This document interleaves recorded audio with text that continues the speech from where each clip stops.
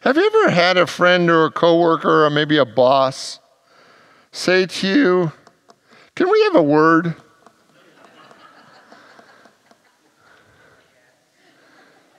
And when somebody says that to you, "Can we have a word?" Like, do you get excited? It's like, "Oh, great, let's have a word. I so want to have a word with you," right? Because for most of us, it just is scary. It's like, "No, I don't want to have a word with you. I don't want to have a word with anybody. Let me do all the talking. You can just listen," right? But tonight, I want to talk about a word from God. Because what I truly believe is that we could have a better relationship with the infinite. I truly believe that we could listen more, follow closer, and have a much better life because of it. And I think that for many of us, God is a concept. It's a concept of a God somewhere, right? But it doesn't always feel like a real presence that is guiding and directing our life in the little minute details of our lives. And in this last Wednesday of the year, I'm going to challenge you that if God is a concept, or if God is distant, or if God is out there somewhere, I want you to feel that living presence and power of God that will guide you and direct you in the smallest detail of your life if you were willing to listen. Have you heard of this idea of walking in grace? This idea of walking in grace is this concept that every step we take, we are in the grace of God, that we're in the flow of the divine, that it is almost, that it's just the hand of God goes before us to clear our path, to open doors, to make things happen.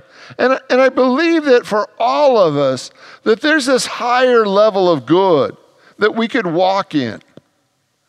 But we can't walk in that level of grace or that level of goodness if God is somewhere out there. And what would it look like in your life if in every moment, every day, you felt profoundly guided in whatever your next step was? Because sometimes people say, "Well, I'm not sure." It's like, "Well, then listen." "Well, yeah, but God doesn't speak to me." Yeah. God does. We just have to kind of get quiet enough to listen and actually trust that we are being guided. So tonight, as we complete this last Wednesday night service, as we make room to move into this new year, I want you to truly look at the power that you have to access infinite wisdom and intelligence. That I believe that God wants a word with you. I believe that no matter what you're going through, no matter what is in front of you in your life, no matter what the situation or the condition is in your life, God can guide you and direct you through all of it. And all we have to do is listen. Do you know they're using AI now, in artificial intelligence, to predict the future, to predict the stock market, lottery numbers, weather, gambling on football games, traffic, crime. They're using AI right now to try to discern over and over again what's going to happen next. And what if I tell you that I believe that God, the Spirit of God in you, has that power to guide and direct your life in the most minute detail if you're willing to listen? Now, the difficulty is you can't be driving your life from your intellect. I mean, you can, right? But it's just not divinely guided then. Because you're making the decisions, you're looking at what's going on in your life, you're analyzing it, you're looking at what's good or better or best for you in your life, and you're making choices based on how your intellect perceives your life and your world. And there's nothing wrong with that. 99% of the people in the world are intellectually driven, are making choices of their life based on how it looks intellectually.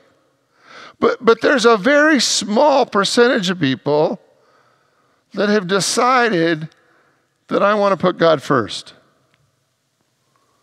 And they are literally willing to ask God, ask for guidance, ask for direction, ask in the moment what the highest and the best is. Now, one of the challenges with this way of being is that you kind of have to check what you want to do. Because sometimes what we're guided to do is not what we want to do. Has everybody had that experience already at least once? Which what you want to do, what you feel guided to do, is clearly not what you want to do. And it's like that joke where, you know, the guy is hiking and he falls off the cliff and he grabs a root from a tree and he's hanging on and he says, okay, God, if you're really there, if you're really present in my life, I need help. What do I need to do? And the voice says, let go. And the guy goes, is there anybody else up there? Like, can I get a second opinion? Right? Because if we're truly going to live by grace, we have to be willing over and over again to trust that which we don't completely understand. And it's hard. It is so hard to live by grace when your ego steps in and tells you you're an idiot for doing it. Has everybody had that experience? Where you want to live by grace and your ego says you're just stupid for doing it, saying nobody does that. Nobody does that. You're too vulnerable. It's too weird. You just do what you want to do and it all works out, even though we know sometimes it doesn't. And over again, what would it look like if in every moment, every experience, you simply got quiet and allowed the Spirit of God to guide you and direct you? That we could literally walk in grace. We could literally live in grace. That God, in infinite wisdom and intelligence, knows the past, knows the future, knows everything, would literally walk with you, making the decisions of your life, and that you could trust that to move to a higher level of good.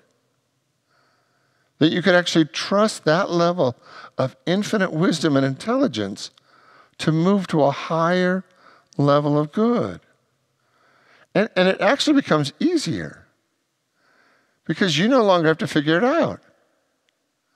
You just have to listen. And as you listen, you see over and over again, oh, it worked. Oh, it worked. Oh, it worked. And as it works, you're actually building faith. Your faith becomes greater and greater and greater because you see it working and you put it to work over and over and over again, and it actually gives you the strength to do it not in just the easy situations of life, but in the times when it's hard. Because sometimes it's hard to trust God. So there are moments where it's like, please, let's go a different direction. Even Jesus said, not my will, but thy will be done. When he wanted to bail out and not take the next step that was in front of him. So this isn't an easy life, but it's profound with its blessings. So how do we access this greater level of good? Well, the first thing I think we have to do if we're going to access a higher level of good as we move into this new year, we actually have to believe that we have a divine connection with God.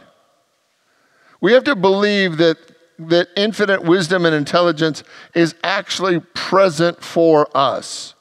That God just isn't a concept, a universal concept, but that God is a presence in all of our lives that will guide us and direct us if we are willing to ask for it, if we are willing to align with it, if we're wanting that level of relationship. Because you don't have to have that level of relationship.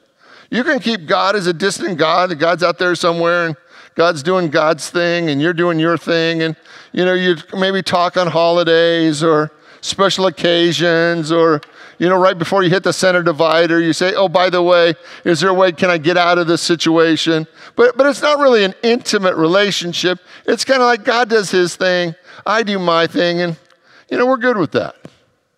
We're nice to each other. We're cordial. I send him a Christmas card. We're good. But when it comes to that intimacy, we have to believe that it's available. And it's kind of a stretch. It's kind of a stretch to believe that infinite wisdom is available to all of us. That the infinite wisdom of God actually loves each one of us enough to be fully present in our life to guide us through everything. It's like, why would God have time for that? Does God really care about me enough that God would guide me and direct me in everything? And I believe the answer is yes. I believe the answer is absolutely yes, that each and every one of us is so important that God will devote whatever is necessary to assist you in living your best life.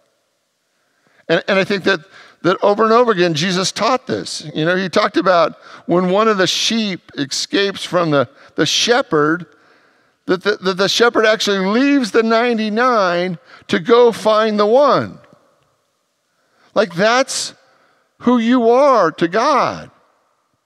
That when you're lost, when you're distant, when you're struggling, when it's not going well for you, God is fully present to guide you in grace, to bring you into a higher level of good.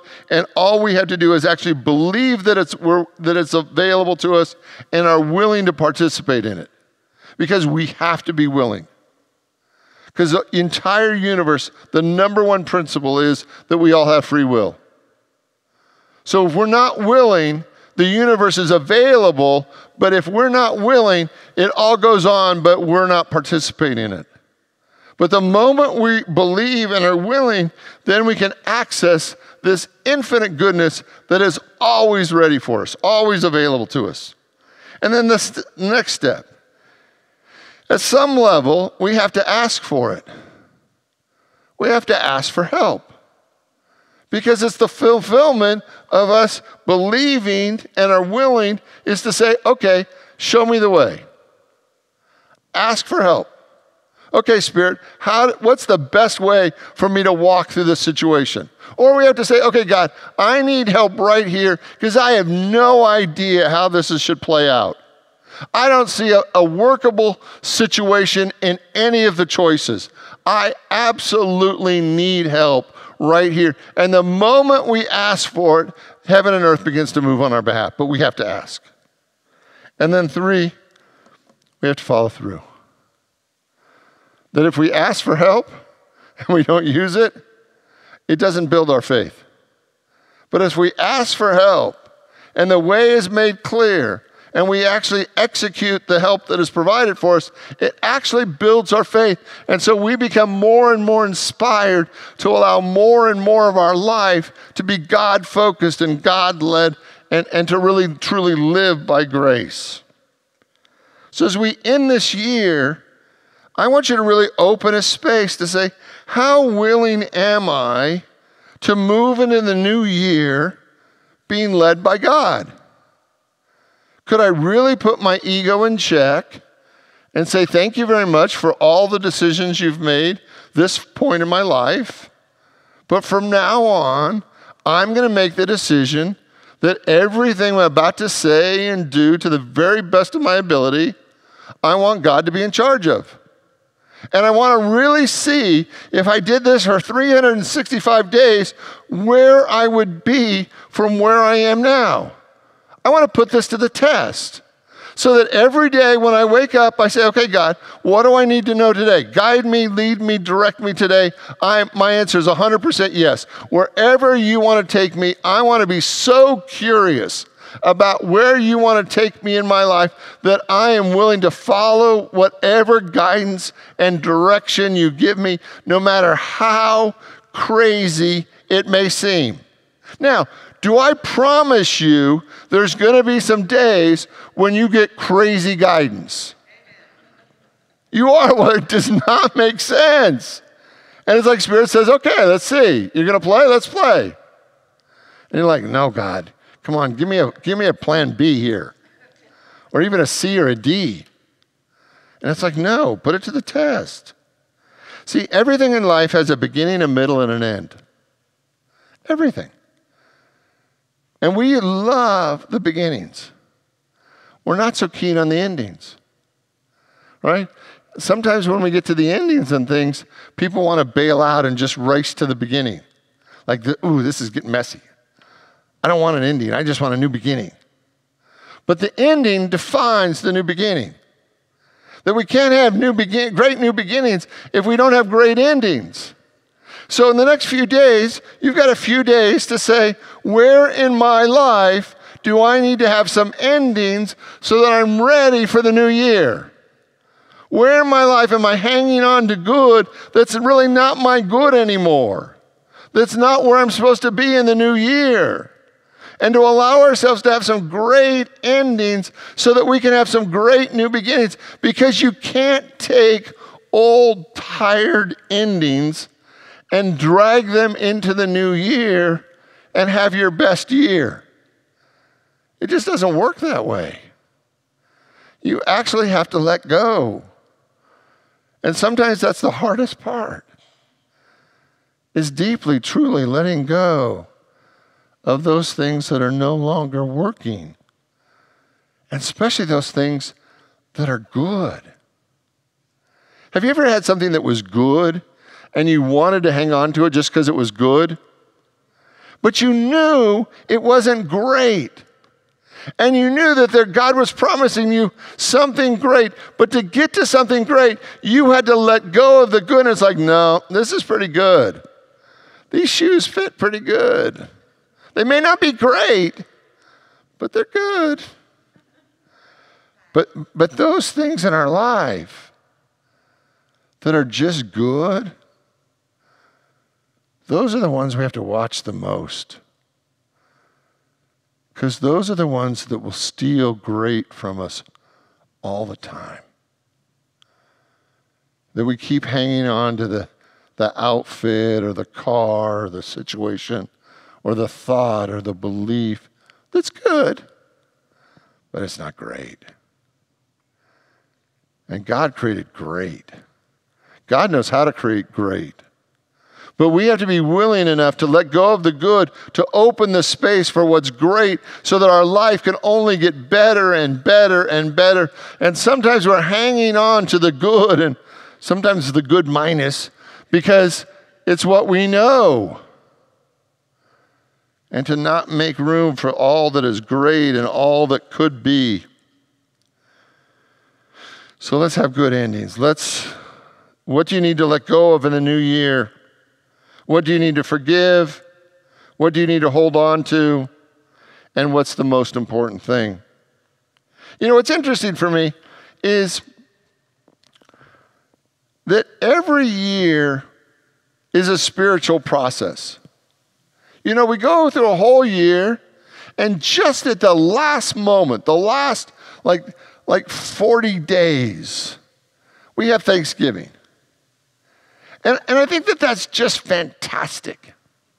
That we have a whole year of all these activities and all these things go on. And in the last 40 days of the year, we have this opportunity to spend some time in profound gratitude. To really give thanks for everything that has happened in all the other months. And it's really always the last thing, right? It's the last little bit of November and into December. We have this opportunity to give thanks. And then after we give thanks, then we move into Christmas and we celebrate the Holy Birth. And I don't think that's a coincidence. That as we give thanks, we celebrate the Holy Birth. And then the very next thing, a week later, we start all over again.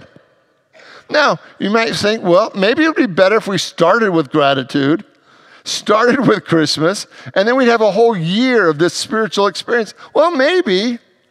But I really believe that as it comes in the end of the year, there's a reason for that, because it invites us into the new year from a new point of view, from a higher spiritual point of view. And there's 5 points about the Jesus birth story that I want to talk about tonight in closing. And I know I'm talking a lot tonight.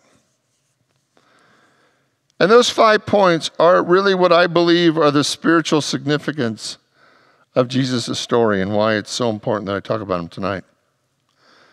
The first thing I want you to see in Jesus' birth story is that it all begins with the angel speaking. Angels speak to Mary, they speak to Joseph, they speak. And what's interesting for me is those that are willing to listen to the angels and actually put that into work, to listen for grace, to listen for guidance, and actually use what the angel said to them, created the whole birth story, created the whole experience. And I want you to see in your life, the angels will literally speak to you. God will speak to you. God will guide you. God will direct you. God will speak to you. The second thing that I think we should realize about the birth story is that the star shines. And they called the wise men because they followed the star when it was shining. And for me, the star represents the guidance of God, the direction of God, the path of God. And that we are wise when we follow the shining star, when we allow the angels to speak to our soul, speak to us directly. And then when God guides us, when God gives us that shining star, that we have the good sense to follow it. Because are you ever amazed that how many people in your life do not seem to have the wisdom to follow the guidance that is right in front of them? Have you ever done that? Like the guidance is right in front of you. And it's like, don't see it. Can't be for me. Right? Angels speak. The star shines. And the third aspect of Jesus' birth story is every member of the story, whether it's the shepherds, the wise men, Joseph, Mary, everybody has to go on a journey. Everybody has to move. That when you're being guided and directed by God, once the angels whisper in your ear, it is required that you move on that guidance. That you don't get to stay home and watch Hallmark movies. I don't care how good they are. Right? That the whole point of the birth story is that once you're guided and once the star shines for you, you have to move. And over again, you have to move. You have to be willing to take a journey. You have to leave the thought process of the old thoughts behind. You have to leave the old attitudes, the old beliefs, the old ideas. You have to move and you have to make room for what's new. 4, you have to be prepared to give your gifts. If you look at Jesus' birth story, everybody gave their gifts. Joseph, Mary, everybody. The wise men, the shepherds, everybody gave their gifts. If you want to access the next level of good in your life, you have to give all your gifts. You have to give your gifts in greater and greater ways, maybe ways that will scare you, but you have to give your gifts. And the fifth point, I think, of the birth story is they all had to go home in a new direction. Like once you've had a spiritual experience, once you've had an awakening, once God has spoken to you, you cannot go back the same way. Reading from Matthew 2.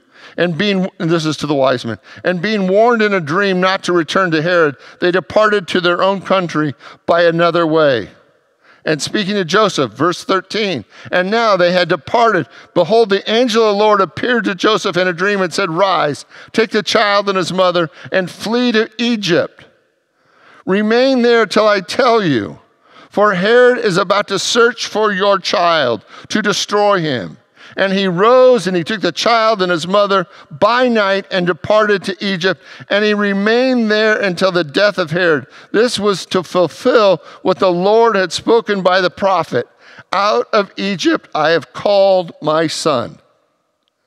See, I want you to see tonight, right? That over and over again, Spirit will speak to you. Spirit will guide you. Spirit will call you into a new land, into a new level of good, to a new level of abundance, to a new life.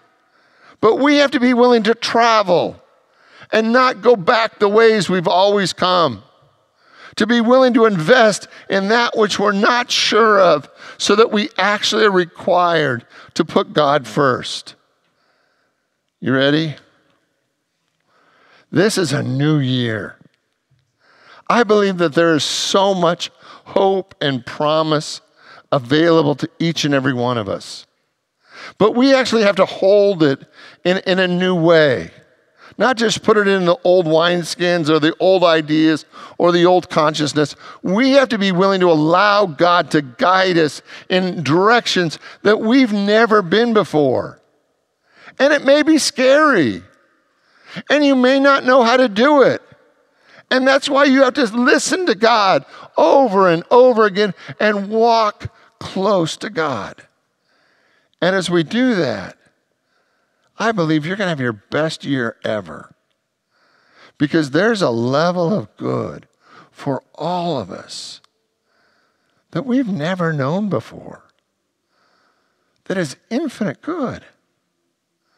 Will you pray with me? I invite you to open your mind, your heart, your soul to the activity of God. To feel the presence, the power, and to know that God is at work in your life for good and greater good. So in the name and through the power of the living Christ, we give thanks. And so it is. Amen.